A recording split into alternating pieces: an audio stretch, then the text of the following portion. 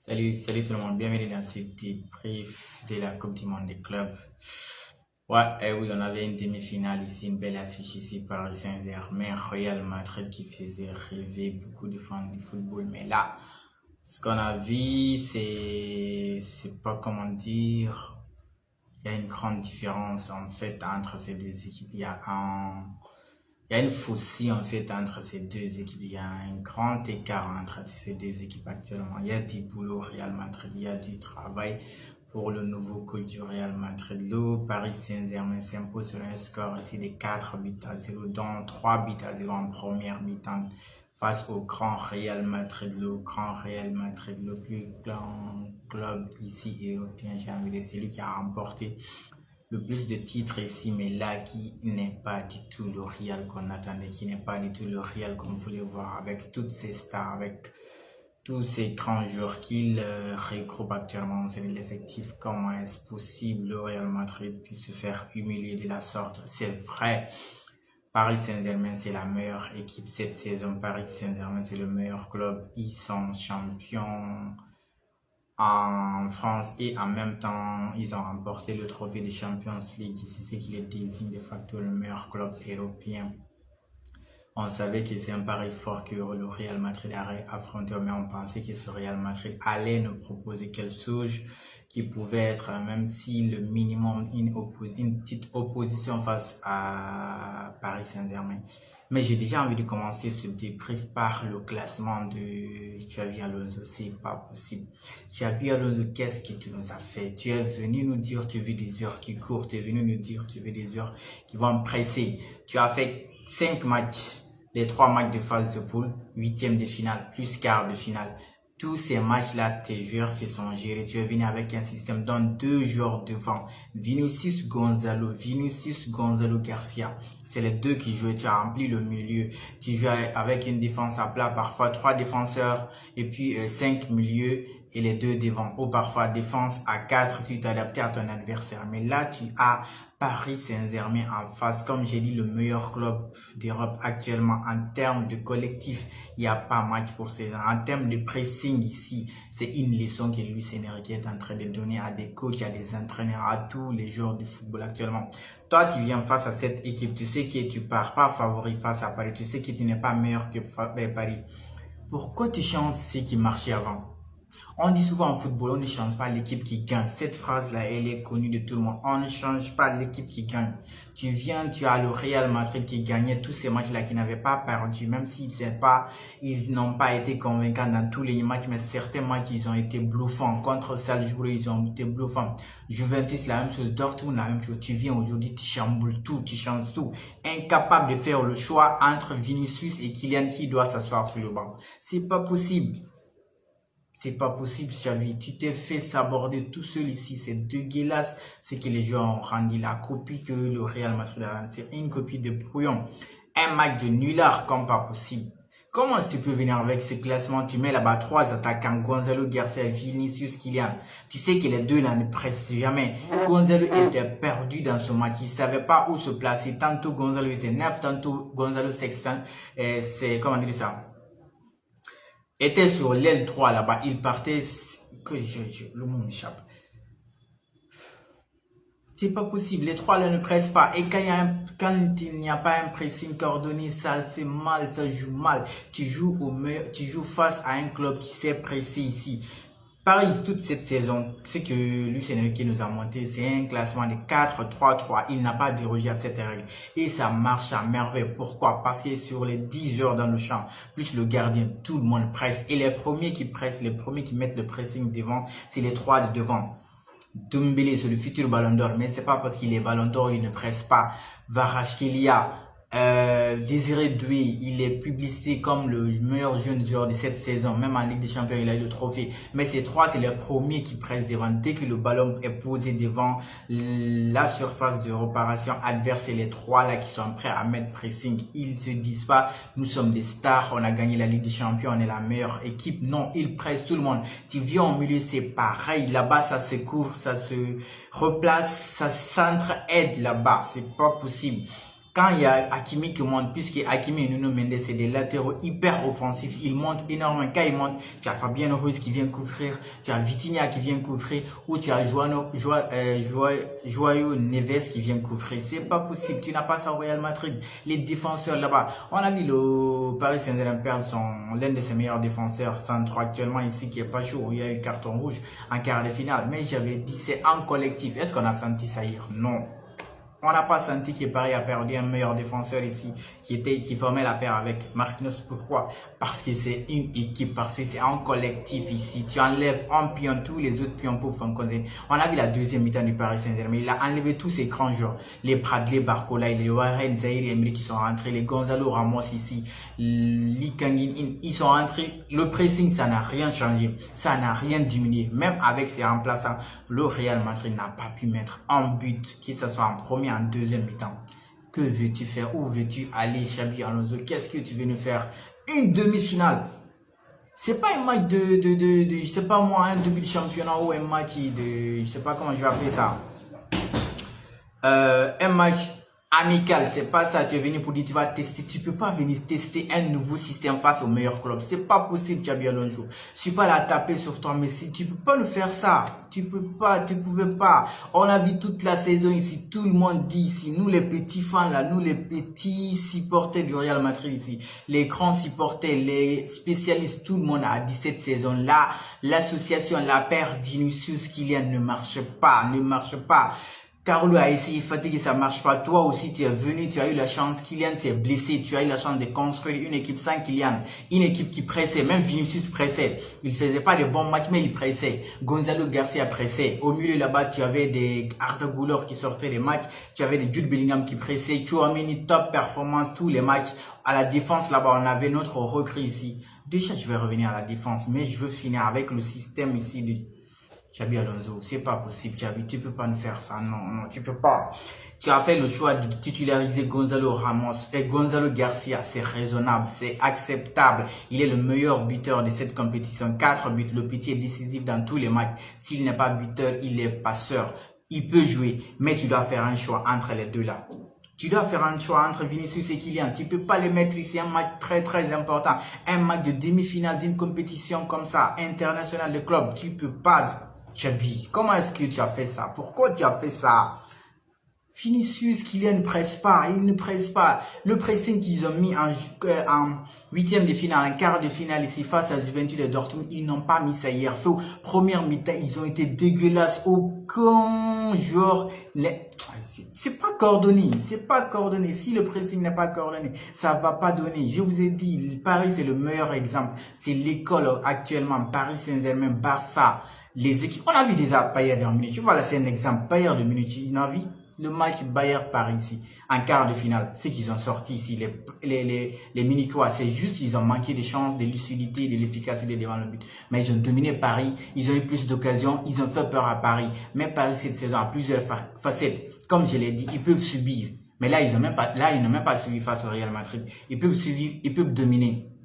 Face à Bayern, ils ont subi, ils ont piqué quand ça a fait, c'est-à-dire où il fallait les contre-attaques. 2 buts, malgré qu'ils étaient en infériorité numérique. Aujourd'hui, ils viennent, ils mettent pied sur le ballon, ils te dominent. Toi, tu es incapable ici d'enchaîner 5-3 passes. Comme si ça ne suffisait pas. La défense aussi, elle fait pour elle.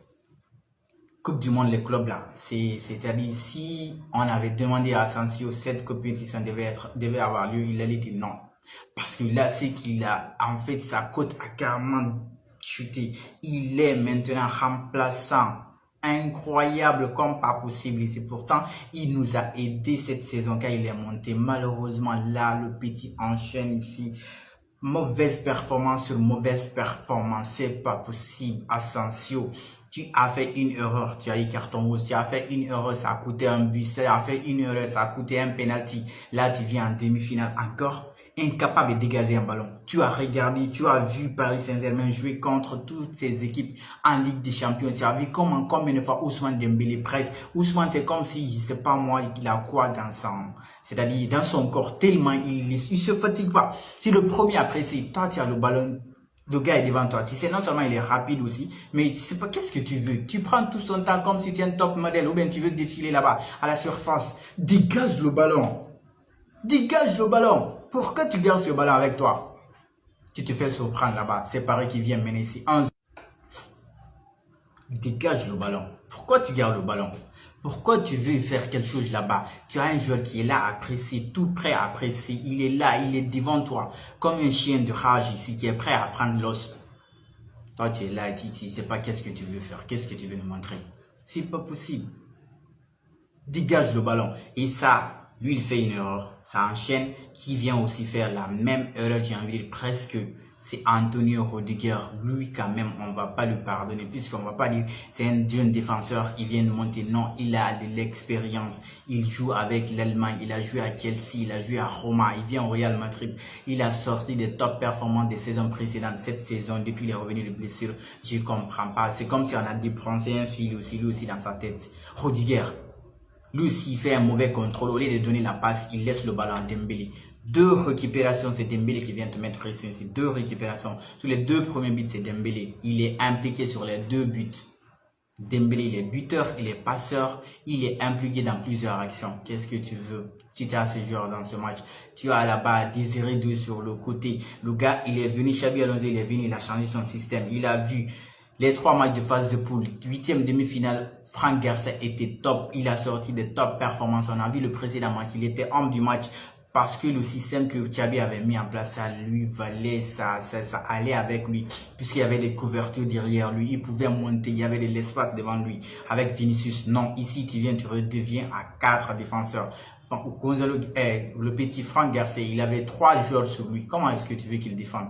Qu'est-ce que tu veux? Il avait soit Désiré Doué sur lui, soit le latéral qui venait derrière ici, le latéral ici, Hakimi, où tu as un milieu, 3 défenseurs qui viennent sur lui. Parfois aussi, il y a Dembélé qui vient créer le surnom sur ce côté. 4 joueurs, comment lui seul peut se défendre tout ça? Pendant ce temps, tu as Vinicius, il est là-bas. Pendant ce temps, tu as Kylian, il est arrêté là-bas.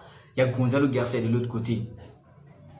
Qu'est-ce que tu peux? Qu'est-ce que tu veux? Qu'est-ce que tu veux que Franck Garcia te fait là-bas? Ils lui ont fatigué en première mi-temps sur son côté, comme pas possible. Le seul qui s'est débrouillé en première mi-temps ici, côté Real Madrid, c'est Jude Bellingham. Parce que lui, que le Real Madrid soit fort ou moins fort, lui, il va faire son match. Lui, il va en fait mettre pression. Lui, il va avoir le ballon. C'est le seul en fait qui se battait en première mi-temps ici. Vinicius, Kylian, Mac de Nulard, Mac de Brouillon, ils nous ont sorti une copie de Brouillon comme pas possible. Ça aussi, Xabi, première mi-temps, il a vu, ça marche pas. Normalement, dès la rentrée de la deuxième mi-temps, il t'enlève les 2 directement ou il t'enlève un directement. Il diminue, il fait des changements. Il y a Rodrigo sur le banc, il y a Brahim Diaz sur le banc, il y a Luka Modric qui pouvait rentrer. D'ailleurs, sur le système de Xabi Alonso en première mi-temps ici, on a vu Carlo ici.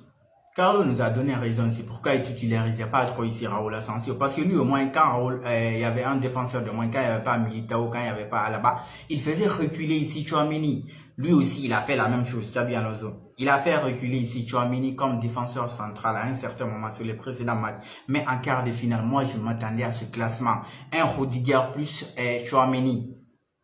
Ok, Valverde, il était obligé de jouer comme latéral. On a perdu ici Trent Alexander-Arnold et Carvajal n'était pas encore fit. Il ne pouvait pas faire 90 minutes, il revient de blessure. Ok, lui, il peut jouer là-bas. Mais tu as des milieux, tu as Denis Ceballos sur le banc. Et tu peux lui mettre, tu as Luka Modric, tu peux lui mettre. Mais tu viens, qu'est-ce que tu fais? Tu viens, tu mets Tchouaméni, puis tu mets là-bas Asensio, tu mets Rudiger. Tu mets Franck Garcia là-bas. Il a 3 joueurs sur lui. Comme j'ai dit, Paris Saint-Germain, il se dédouble, il s'entraide, il se replace, ils viennent aider sans cesse ici. Dès qu'il perd le ballon, les premiers à presser ici, c'est les 3 de devant ici. Kvaratskhelia, Dembélé, Désiré Doué ici, sans cesse. Tu viens aux 3 milieux, tes défenseurs. Qu'est-ce que tu veux? Qu'est-ce que tu veux le Real Madrid? C'est pas possible. J'espère que Xabi Alonso a compris. J'espère qu'il va oser faire des choix entre ces 2 joueurs.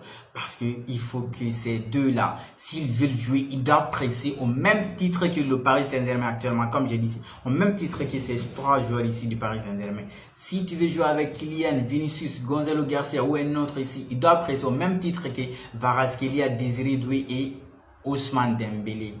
Là, tu peux aller avec un classement de 4-3-3, il n'y a pas de problème. Mais s'ils ne pressent pas, ces 2 attaquants tu mets devant là-bas qui vont presser. Gonzalo le Petit n'a pas de problème. Il presse, il est rapide, il est bon. Mais ce match-là, il n'a pas du tout. Il ne s'est pas retrouvé en fait quoi. Le système ne lui convenait pas. Parce que tu ne savais pas si c'est Kylian qui est neuf, si c'est Gonzalo qui est neuf. Il t'a permutation qui c'est des sens, c'est-à-dire ce qui ne paye même pas, parce que si tu regardes la permutation par contre du côté de Paris Saint-Germain, c'est intelligent, j'ai envie de dire, c'est quand tu vas voir ce qu'il y a permuté avec Désiré Doué ou Dembélé permuté avec Essence ici, il mélangeait les défenseurs qui ne savaient pas qui prendre ici, parce que Dembélé il peut évoluer sur tout le flanc de l'attaque, ailier gauche, ailier droit comme attaquant. Comment tu vas faire pour saisir ce genre de joueurs ici? Ils te mettent la pression ici. Tu n'as pas d'occasion, tu n'as pas le ballon. Deuxième mi-temps, minimum, au moins, ils se sont gérés un peu le Real Madrid parce qu'ils ont essayé de limiter la casse. Mais même ça, ils n'ont pas reçu parce que ça aussi, c'est quand il a fait le changement. On a vu des changements là-bas, c'est là-bas. On a un peu eu le ballon, c'est un peu le Real a circulé, mais pareil, même quand c'est remplaçant rentré, ça n'a rien changé ici. Comme j'ai dit ici, c'était la même équipe ici. Xabi, tu as du travail et j'espère que tu vas faire un bon choix entre ces joueurs de devant là-bas. On voit déjà ici un joueur qu'on vient de recruter ici, notre jeune défenseur ici, Dean Hussein. 4 matchs, 5 matchs, il est déjà titulaire indiscutable. La rentrée de Eder Militao. Eder Militao vous a fait ici 8 mois sans jouer au football parce qu'il était blessé. Mais depuis les rentrées, la performance qu'il a sortie, ça fait la somme des deux performances de ces 2 jours-là. Tu les dépasses, Rudiger, Asensio. Il les dépasse. Alors qu'il t'a fait 8 mois. C'est la preuve à suffisance qu'on va partir avec une défense ou une paire ici. Militao, Dean Hussein. Rudiger va sur le banc. Asensio va serrer le banc, sauf si je ne souhaite pas, il y a blessure. Sinon, vous allez serrer le banc parce que là, c'est que vous êtes... Oh, Rudiger là-bas, sur un corner là-bas, il se jette là-bas, 2 pieds en l'air. Si tu touches le gars là-bas, j'ai envie de dire, c'est double carton rouge. Comment est-ce que tu peux faire ça? Tu es mêlé. Pourquoi tu ne te gères pas? Pourquoi tu n'as pas le sang-froid? Pourtant, on a connu ce Real Madrid ici, capable de subir, capable de souffrir, après piquer, faire mal à l'adversaire. Mais c'est quand il y a le collectif, mais c'est quand il y a c'est-à-dire le respect ici du plan imposé par le coach ici. Ça presse pas, vous ne pouvez pas voir. Et il faut reconnaître le gardien, il nous a sauvés plusieurs fois parce que c'est lui qui a retardé un peu les chances. Ici, on a vu des arrêts là-bas de Thibaut Courtois. Top performance de sa part. Si c'était pas lui, je crois qu'il serait reparti ici avec des 5-0, des 6-0, c'est pas possible. Mais on va aller en vacances, ils vont se reposer, ils vont recharger les batteries, ils vont revenir pour le championnat. On verra bien ce que Xabi Alonso va faire. On doit recruter un latéral pour Franck Garcia ici, le joueur en provenance de Benfica doit signer. On a recruté le jeune joueur ici de l'Argentine ici, en provenance de River Plate, si je ne dis pas de bêtises, lui aussi c'est un bon ailier. Donc on verra bien qu'est-ce que Xabi va construire autour des Arda Güler au milieu là-bas, des Tchouameni, les Dean Hussein, les Trent Alexander-Arnold. Jude Bellingham va se faire opérer l'épaule, il sera absent, donc Arda Güler doit assurer. Donc l'autre, la Rodrigo, on ne sait pas ce qui va se passer parce que si lui continue à être sur le banc, il y aura des offres directement, on va l'acheter et puis on va lui vendre. Il ne peut pas être remplaçant toute la saison, c'est pas possible. Parce que là, il y a un choix à faire. Vinicius Kylian, il y a un qui doit s'asseoir sur le banc, ou bien un qui doit aller. Je ne sais pas comment vous allez gérer ça entre vous et le président. On verra bien ce que ça va donner. Il faut respecter Luis Enrique, top performance de la part de son équipe. Luis Enrique s'est qualifié pour la finale de cette Coupe du Monde des clubs. Il est probable qu'il puisse remporter ce trophée encore. Et l'autre là, Ousmane Dembélé est parti favori numéro 1 du Ballon d'Or. J'ai envie de dire, Hakimi aussi est Ballon d'Or. On peut pas l'exclure aussi dans la discussion du Ballon d'Or dans le top 5 ici.